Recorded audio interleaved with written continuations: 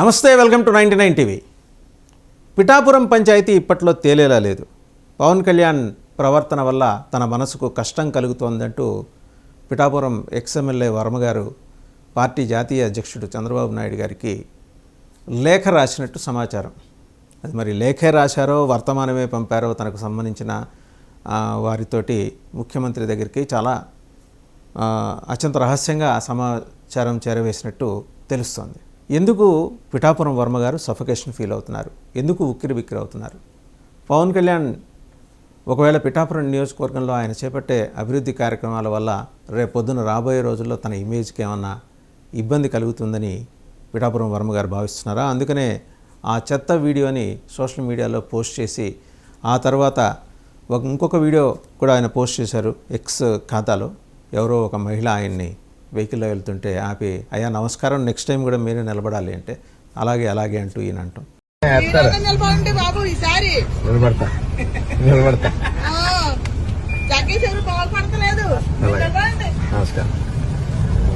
ఏదో మొత్తానికి ఏంటంటే కోల్డ్ వార్ ఏదో నడుస్తుంది జనసేనకి తెలుగుదేశానికి మధ్య, జనసేన క్యాడర్స్కి తెలుగుదేశం క్యాడర్స్కి మధ్య, జనసేన లీడర్స్కి తెలుగుదేశం లీడర్స్కి మధ్య ఒక కోల్డ్ వార్ ఏదో నడుస్తుంది పిఠాపురంలో.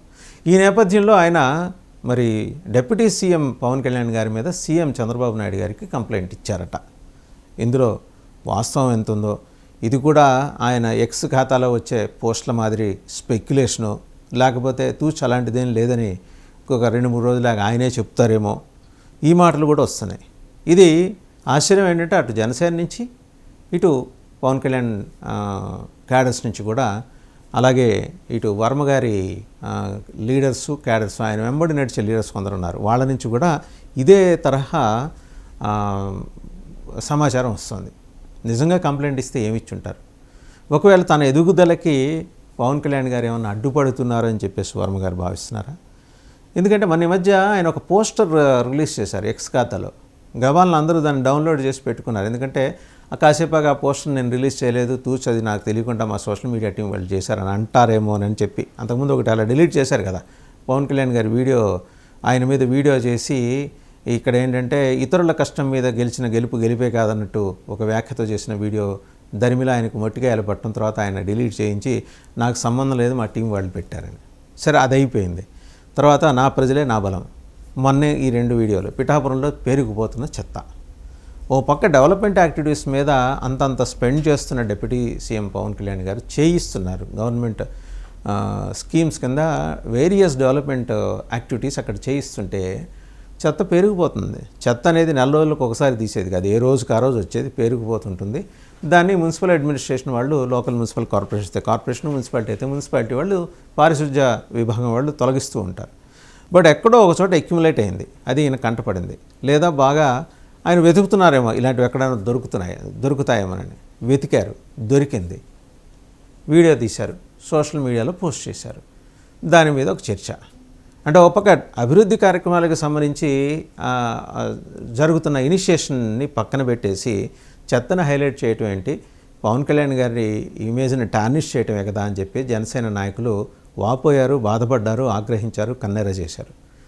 ఇంత జరిగిన తర్వాత ఆయన అనేది ఏంటి, చెత్త ఉంది కదా, నేను ప్రజాప్రతినిధిని, మరి నా దృష్టికి వచ్చినప్పుడు నేను చెప్పాలి కదా అని ఆయన అంటారు.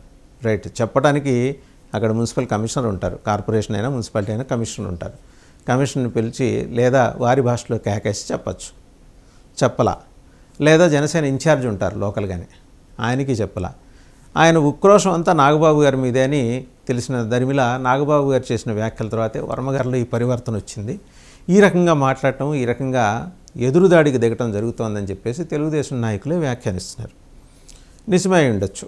నాగబాబు గారు అయినా ప్రత్యక్షంగా ఆయన పేరు మెన్షన్ చేసి మరి ఇది ఇంకెవరన్నా వేరేలాగా అనుకుంటే అది వాళ్ళ కర్మ అని అన్నది వర్మగారి గురించి అయితే కాదు కదా అని జస్టిఫికేషన్ జనసేన వైపు నుంచి వస్తుంది. బట్ వర్మగారు కన్విన్స్ కాలేదు దాంతో, అది అయిపోయింది.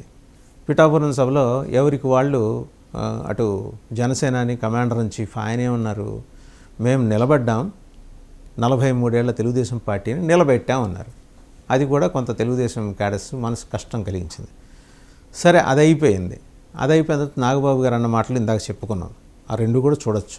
మనం నిలబడ్డాం, పార్టీని నిలబెట్టాం.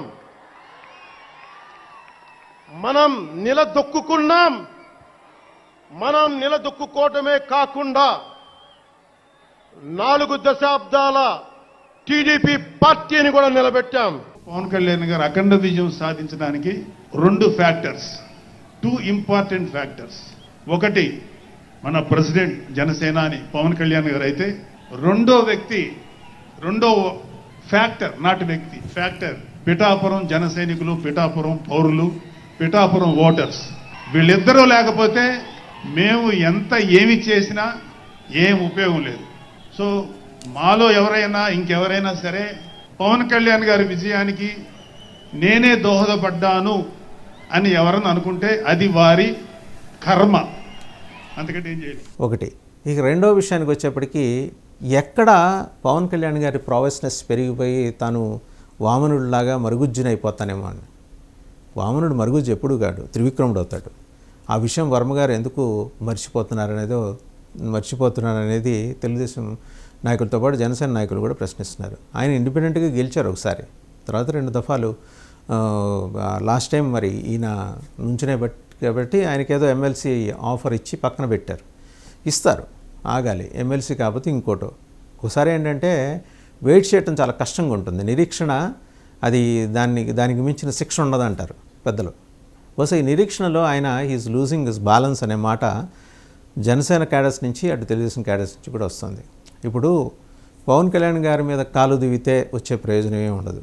డిప్యూటీ చీఫ్ మినిస్టర్గా ఆయన ఏంటనేది ఒక తెలుగు రాష్ట్రం ఆంధ్రప్రదేశే కాదు, పక్క తెలుగు రాష్ట్రం తెలంగాణతో పాటు దేశం మొత్తం తెలుసు. అండ్ మైకేల్ జాక్సన్ తర్వాత సెకండ్ లార్జెస్ట్ సెలబ్రిటీ అనే క్రెడిబిలిటీ కూడా పవన్ కళ్యాణ్ గారికి ఉన్నది. కేవలం సెలబ్రిటీ స్టేటసే కాదు, ఆయన తన సొంత నిధులతో 400 పంచాయతీల్లో మంచి కార్యక్రమాలు చేపట్టారు.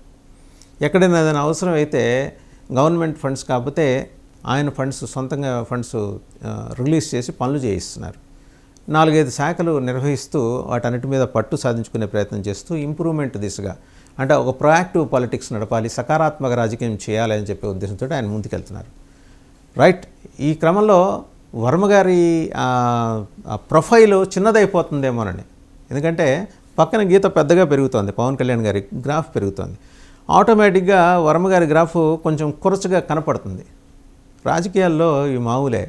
హఠాత్తుగా తెర మీదకు వచ్చి ఇంకేముంది రేపో మాపో ఎమ్మెల్యే అయిపోతారు, మినిస్టర్ అయిపోతారు అనుకున్న వాళ్ళు తెరమరుగైపోయి ఒక 30-40 సంవత్సరాలు కనపడరు. వేరాస్ అసలు ఎక్కడో ఉంటారు, ఎవరో కూడా తెలియదు. మనకు వైజాగ్ మేయర్గా ఒక ఆయన పులుసు జనార్దన్ రావు గారిని ఒక ఆయన వచ్చారు. ఆయన ఒక ఎల్ఐసి ఏజెంట్. అప్పటిదాకా ఆయన మేయర్ అవుతారని ఆయనకి తెలియదు. హఠాత్తుగా వచ్చారు, మేయర్ అయిపోయారు. ఒక 10-15 ఏళ్ల క్రితం అది. అలాగే ఇప్పుడు ఇలాంటి సంఘటనలు జరుగుతాయి. ఇక్కడ హఠాత్తుగా వచ్చింది పవన్ కళ్యాణ్. ఆయన ఏమీ ఒక కామన్ మ్యాన్ కాదు, లేకపోతే ప్రజలకు పరిచయస్తుడు కాకుండా పోలేదు ఆయన ఇప్పుడు కాదు కదా, ఆయన లాంగెస్ట్ స్క్రీన్ కెరియర్లో ఆయన టచ్ చేయని పార్శ్వం లేదు, ఆయన పోషించని పాత్ర లేదు. సెలబ్రిటీ. ఆయన వచ్చారు, నుంచున్నారు, పిఠాపురానికి ఏదో డెవలప్మెంట్ యాక్టివిటీ తీసుకొచ్చే ప్రయత్నం చేస్తున్నారు. ఆయన మీద కంప్లైంట్ ఇవ్వటం వల్ల వర్మగారికి వచ్చి వనగూరే ప్రయోజనం ఏంటి? లేదా తెలుగుదేశం పార్టీ కూడా అలాగే ఆశిస్తోందా ఆయన నుంచి అలాంటి కంప్లైంట్ రావాలని? లేదా ఇంకేమన్నా రీజన్స్ ఉన్నాయా తెలుగుదేశం పార్టీ ఆయన్ని మరీ దూరంగా పెట్టడానికి?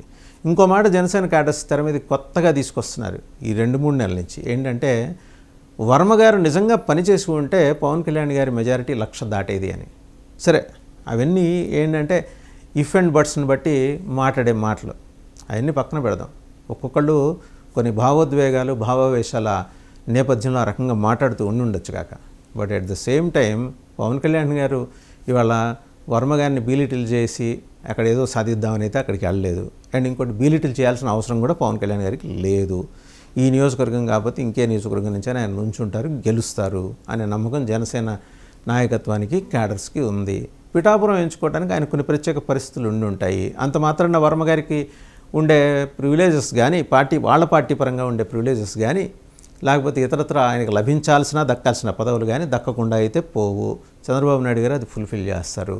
అయితే ఆయన కోపానికల్లా కారణం ఏంటంటే ముద్రగడ పద్మనాభం గారి కుమార్తె క్రాంతి ఇంతలావు ట్వీట్ పెట్టేసి వర్మగారిని బీలిటిల్ చేసే విధంగా మాట్లాడటం వెనక పవన్ కళ్యాణ్ ఉన్నారనేది వర్మగారి దుగ్ధ. సరే, ఆవిడ ట్వీట్లో చాలా రాశారు. ఆ వర్మగారు అనవసరంగా మీరెందుకు మా మీద పడిపోతున్నారు, మీరు వైసీపీ కోవట్టేమో వైసీపీ మీ చేత ఇంత చేయిస్తుందని రాశారు. ఆమె వ్యక్తిగతంగా రాసి ఉండొచ్చు. వర్మ గారి డౌట్ ఏంటి, సహజంగా ఇలాంటివి ఏమన్నా ఒక మితిమీరి రాస్తే వెంబడే వాళ్ళ మీద క్రమశిక్షణ చర్యలు తీసుకుంటారు కదా, క్రాంతి గారి మీద ఎందుకు క్రమశిక్షణ చర్యలు తీసుకోలేదు? సో ఇదంతా పవన్ కళ్యాణ్ గారి నాలెడ్జ్లో ఉండే జరిగింది అనేది వర్మ గారి వాదన. సరే, ఏదైతేనేమి ఈ పంచాయతీ ఇప్పుడు ముఖ్యమంత్రి గారి దగ్గరికి చేరింది. మరి చంద్రబాబు గారు ఈయన్ని పిలిచి మాట్లాడతారో, పవన్ కళ్యాణ్ గారికి పిలిచి సర్ది చెప్తారో ఏంటనేది కాలమే తెలియజేస్తుంది.